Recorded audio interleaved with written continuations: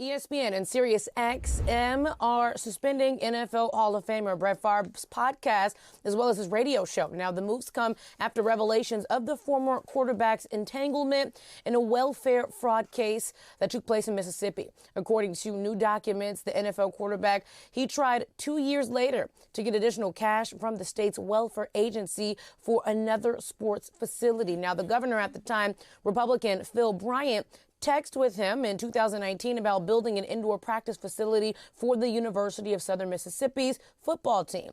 The state spent millions of dollars that should have gone to help the poor in the state.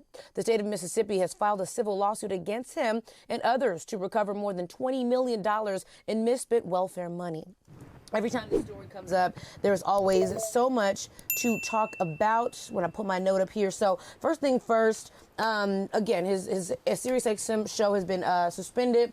2 years later, he went back for even more cash. So where there was a story before that said he didn't know that he was doing something illegal, that was a lie, because not only did you do it once, you went back and did it twice. And so just going back to the text message conversation that he had with the then governor, he asked the then governor, and the governor said at the end, he says, "This is going to be a great meeting, but we have to follow the law. I am too old for federal prison." So then again, we have exhibit, what is this? Exhibit C, D, F, and G, right? Where you knew that you did something wrong, you went back to go do something wrong again, and then the person that you were texting also knew that it was something wrong, because he's like, look, I want to help out. This sounds pretty good, but something seems a little sketchy in the water here. So he needs to be beyond the jail, and also want to stress that it was not just him, because and others. It says he was one. I don't remember how many people, but it wasn't just him doing this by himself. Right. There were other people as well that were in on it. So his name is the face of it because he's the NFLer, but the other people, those names need to come to the light as well, because they were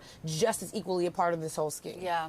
I mean, Demi, when you really think about this, you really start to realize how deep this runs. I mean, when we've been covering the Jackson, Mississippi water crisis, right? And a lot of people online were like, you know, those people need to just move or do better and all these things. But if we have millionaires taking the money that is aimed at helping the population actually do better, then how can we say that? I mean, I read a story the other day where this father, his children were taken away, and he went down to apply for rent assistance. He needed light assistance, all kinds of things, but the funds were depleted. This is the same fund in which Brett Favre stole from that should be going to the people who actually need the money. So someone's child got taken away. They were not able to get their child back because they were not able to prove that they had a roof and they have the utilities and things like that. And so when we're looking at the water crisis, we're looking at all the things that these people are suffering, it all goes back to the same thing. Rich people making themselves get richer, poor people suffering. I mean, I think people are tired of washing their baby in poison water. I mean, they should not have to choose that so that we can build football fields and volleyball stadiums for people who really don't need them. Yeah, you know, we're talking about places where his daughter, she participates in sports as well.